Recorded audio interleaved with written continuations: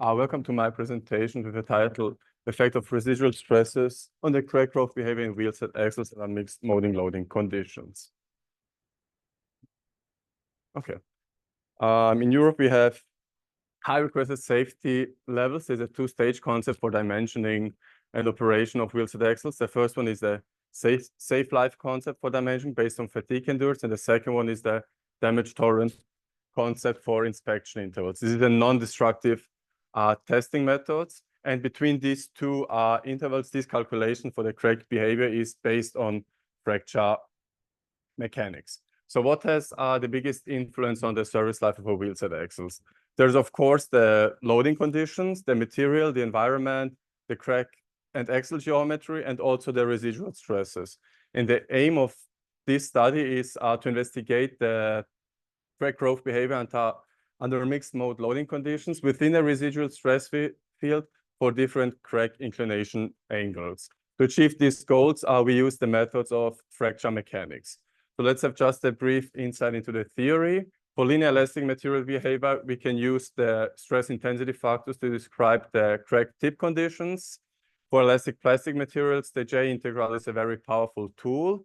So the J integral can be calculated with these equations here on the left side without residual stresses, where the W is the strain energy density, T the traction vector, U the displacement vector, and sigma and epsilon are the stress and strain tensors. Within a residual stress field, I have to say the J integral is a path-independent integral. So if you lay a counterclockwise path around the crack tip, it's an arbitrary path. And to guarantee this path independence within a residual stress field, an additional term has to be added to the original equation. Residual stress problems can be treated as initial strain problems, and these initial strains can come due to a previous plastic deformation, maybe by a manufacturing process.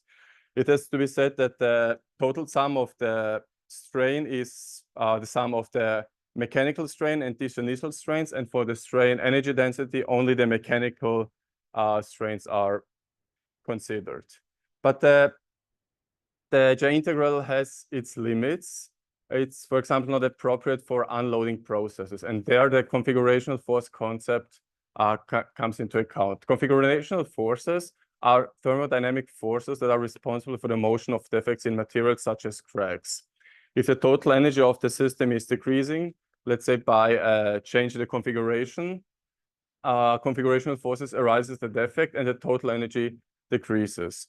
The configurational forces can be calculated with this equation here, where C is the configurational stress tensor established by Shelby in the 1950s. There's a general relation between the J integral and the configurational forces. You can see this relation here, where E is the vector of the nominal crack growth direction. To investigate all of these issues, we use the 3D finite element model with a semi-elliptical crack and with just a static loading. We have to say, in reality, these loadings are not static and constant, but it was just an assumption of us for this first kind of simulation to have a simplified model. The evaluation of these crack describing parameters were done at 3 points: the deepest point A of the semi-elliptical crack and the two outer points B and C. These calculations were done for an A to C ratio of 0.8 and the initial crack depth of 2 millimeters. As I said in the introduction, also the crack inclination was considered. We considered a crack inclination alpha from 0, which means that the crack is parallel to the front surface, until 45 degrees. The whole model was meshed with CD38I elements and CD36 elements for the crack tip. So let's have a look at the first results without residual stresses. We can see that the stress intensity factors for mode 1 loading, K1, is decreasing with higher crack inclination, whereas the stress intensity factors K2 and K3 for the mode 2 and 3 loading are increasing with higher crack inclination. From the J integral, we can see the same tendency for K1 and J, And that means that the mode 1 loading condition is decisive for the crack growth behavior without residual stresses. We compare also our results with some analytical solutions, but because there is no analytical solution for our case, we just try to use a similar case. So we use a semi-elliptical crack in an infinite plate under pure tension, and these results can only be comparable for our parallel cracks and mode 1 loading. But we can see that our simulation solutions and analytical solutions are not that far away. As I mentioned, we also use the configurational force concept to visualize a possible crack growth direction. We can see that the configurational forces and the J integral has nearly the same values, and this was to expect because of the used material model. We can see here on the right side the crack is widely open for this kind of loading situation, and we can see here the uniformly distribution of configurational forces. To interpret these results, we have to flip these vectors by 180 degrees. This is because of this relationship that I mentioned between J and the configurational force. As it also was mentioned in the previous talk, residual stresses can have a very big influence on the lifetime of a wheelset axle. We can see here the green curve shows a crack growth behavior without residual stresses, whereas the red and the blue curve shows it with a residual stresses. Residual stresses are not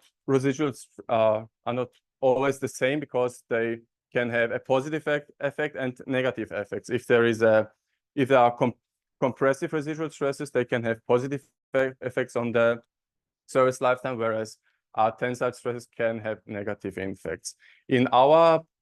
For our calculation, we just considered the compressive residual stresses out of a cold rolling process. In a wheelset axle, residual stresses acts in general in 3 directions: in axial, tangential, and radial direction. But because the residual stresses in radial direction at the surface are 0, so we therefore only consider the axial and the tangential one. These stress distributions were implemented via a subroutine in our finite element model. And here are the results for the J integral within a residual stress field. At first, when just only axial direction residual stresses are in the model, we can see that for small inclination angles, so that if the crack is parallel to the crack surface, we can see that there are nearly no crack driving forces, and we can say that the crack remains closed. But with high inclination angle, the driving forces are increasing. From this crack opening, we can see that for mode 1 loading, this crack remains closed, but for the mode 2 and 3 loading, for the tangential direction, there are driving forces that causes, let's say, a crack opening or crack growth. Then we added also the tangential residual stresses to counteract these tangential forces, and we can see that they reduce the J integral in a high manner. So to make a conclusion, the goal of this study was to investigate the effect of residual stresses and crack growth behavior under mixed loading conditions. We can see in the case without residual stresses that the crack driving forces are mainly caused by the mode 1 loading, whereas in a residual stress field, the driving forces can be reduced, and also the mixed loading condition has an influence. The next steps in our investigation is to use a more realistic material model and more realistic loading conditions. So thank you, and thank you for your attention.